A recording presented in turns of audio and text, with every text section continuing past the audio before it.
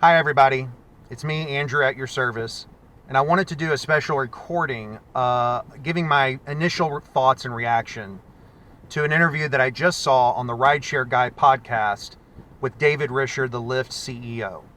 If you haven't had a chance to watch that interview, please check out their channel or check out the description anywhere and type in Rideshare Guy, David Risher interview. It should come up pretty quickly. Please watch it. I think that it was pretty informative in a lot of areas. The first thing I want to say is I'm glad that David Risher came on the podcast and talked to Sergio.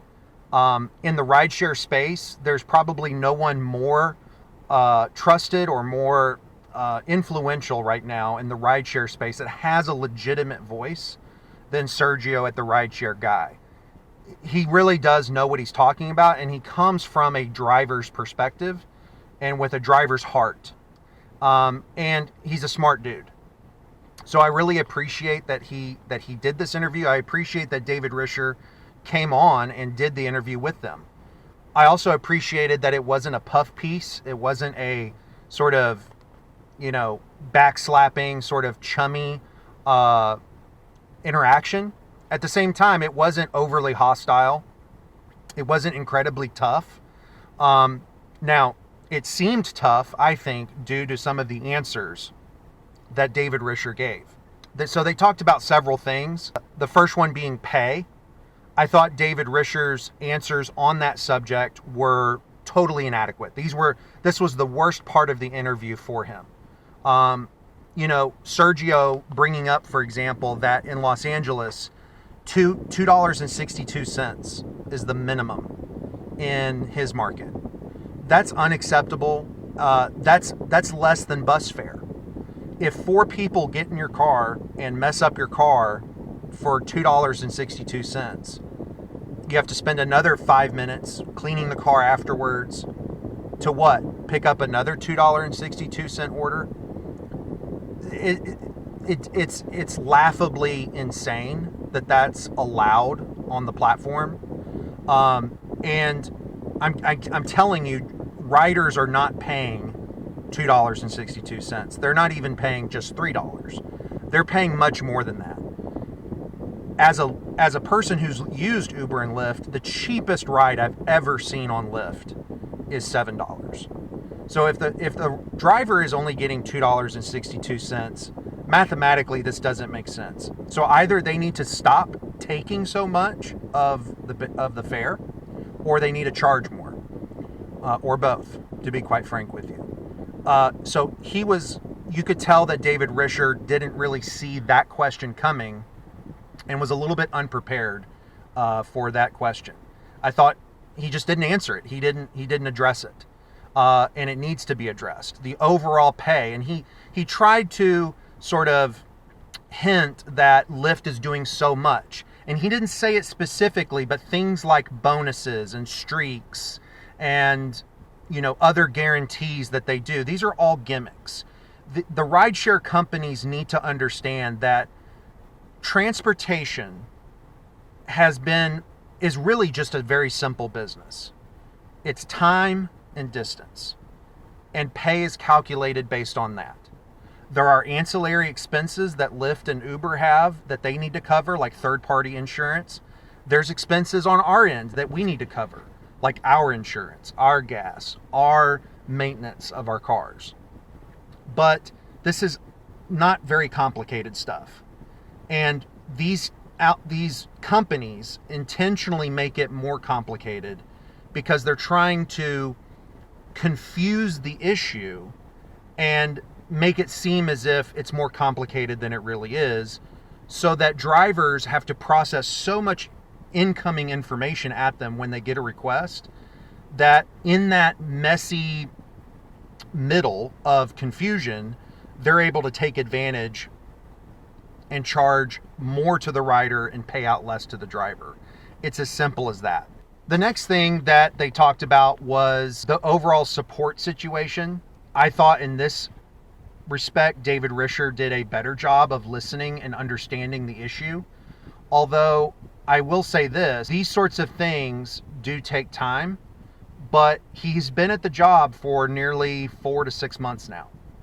And people forget this. He's only been the CEO for that amount of time, but he was at Lyft before. So it's not like he came to Lyft completely unaware of these issues. He's been with the company for several years on the board.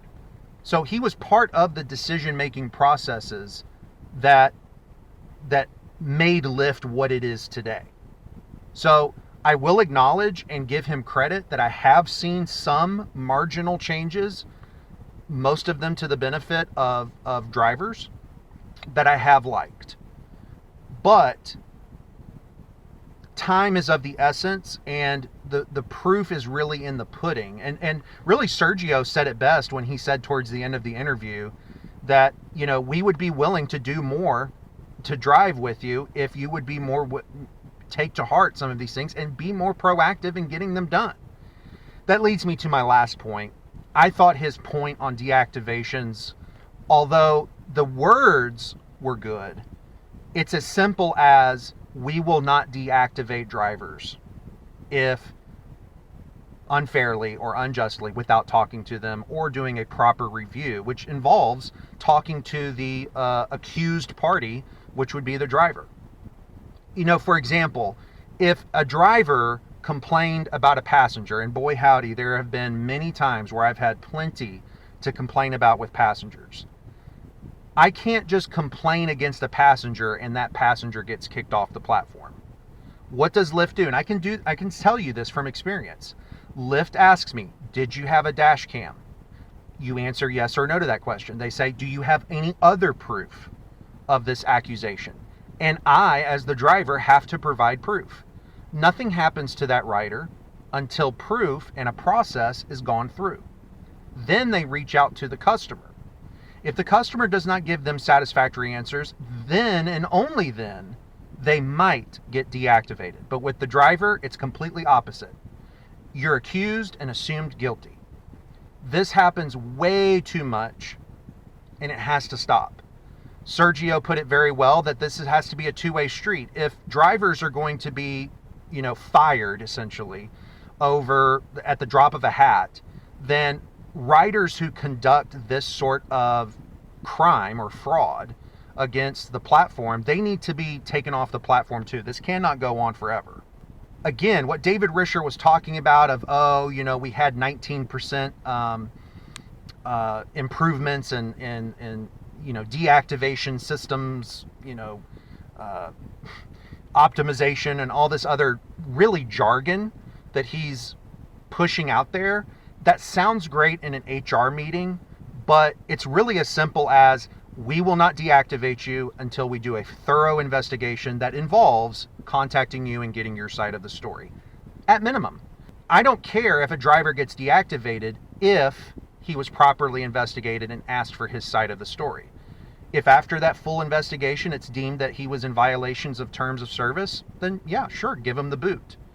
But a driver needs to have his say before any sort of action gets taken against him. Again, go and watch it. I enjoyed it. I actually sort of found myself kind of liking David Risher throughout the interview, even if I objectively didn't like some of his answers. And so time will tell if this CEO takes to heart some of the things he heard in the interview. And some of these things, he says that some of these things are coming, and that quote, we will be happy when these things come.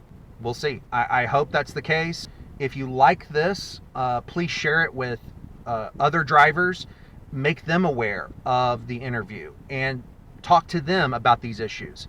At the end of the day, this is a numbers game. We have to get the attention of not only riders and other drivers, but with enough support and with enough numbers of drivers being informed, we can make a push that the companies have to hear from us. So please share this message, share your thoughts, and have a great day. Drive safe.